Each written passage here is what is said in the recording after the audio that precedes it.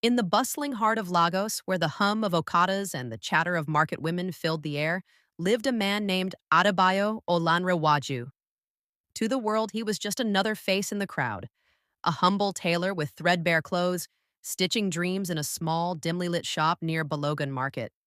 But beneath the worn-out shirts and calloused hands, Adebayo was a man of secrets, a wealthy entrepreneur who had built an empire in tech, hidden behind a carefully crafted facade. Tired of shallow affections drawn to his wealth, he vowed to find a woman who loved him for his heart, not his bank account. And so, he played the part of a poor man, waiting for destiny to reveal his true love. Adebayo's shop was a modest affair. A single room with a rickety fan, bolts of colorful Ankara fabric stacked haphazardly, and a sewing machine that groaned with every stitch. Each morning, he arrived at dawn, his faded cap pulled low, greeting passersby with a warm smile that belied his true status.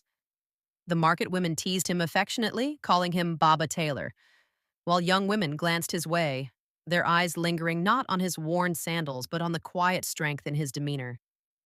One humid afternoon, as the sun baked the tin roofs, a young woman named Ifeoma stepped into his shop. Her presence was like a cool breeze, her laughter bright as she held up a torn wrapper. "Can you fix this, Baba Tailor?" she asked, her voice teasing yet kind. Adebayo's heart stirred. Ifeoma was a schoolteacher, her days spent shaping young minds in a nearby primary school. She wore no makeup, her hair neatly braided, and her eyes sparkled with a sincerity that made Adebayo pause. Day after day, Ifeoma returned, not always with torn clothes, but with stories, laughter, and small gifts of roasted corn or puff puff. Adebayo, ever cautious, kept his secret close, mending her fabrics with care while watching for signs of her heart. Was she drawn to him, or was this just the kindness she showed everyone? He tested her subtly, offering her nothing but his time and stories of a simple life he'd woven for himself. Ifeoma never asked for more, never hinted at wanting wealth or status.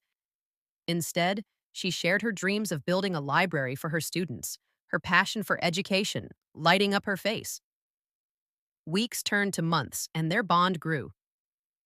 One evening, as they sat outside the shop, sharing a bottle of malt under the fading light, Ifeoma confessed, "Adebayo, you make me feel seen. Not as a teacher, not as anything grand, just as me."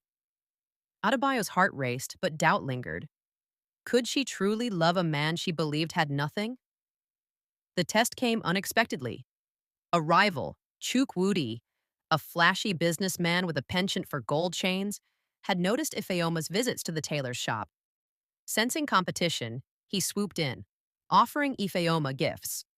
A new phone, promises of trips to Abuja, even a car. Adebayo watched, his heart heavy, as Chukwudi flaunted his wealth. But Ifeoma's response was firm. "I don't need your gifts, Chukwudi," she said, her voice steady.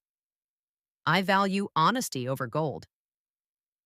She turned to Adebayo, her eyes searching his. "You've never tried to impress me with things you don't have. That's enough for me." Adebayo's resolve wavered. The weight of his deception pressed against his chest.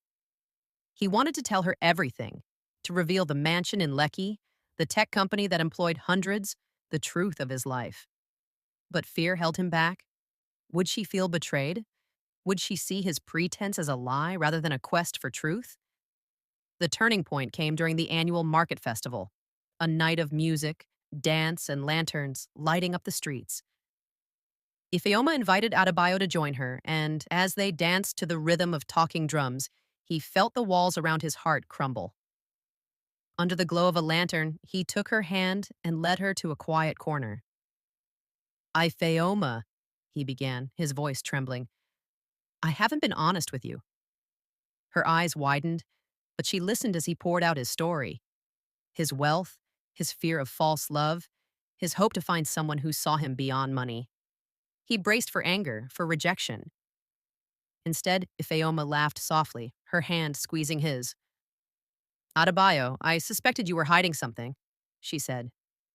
"Your heart is too big for just a tailor's shop. But I fell for the man who listened to me, who mended my clothes with care, who shared my malt." not your money. Tears welled in Adebayo's eyes as he realized he'd found what he'd been searching for. In the weeks that followed, Adebayo revealed his true life to Ifeoma, not with pride, but with humility. He funded her dream library, not as a grand gesture, but as a partner in her vision. They built a life together, not in the shadow of his wealth or his pretense, but in the light of their shared truth. And in the heart of Lagos, where dreams and secrets intertwine, Adebayo Olanrewaju learned that true love sees the soul, not the surface.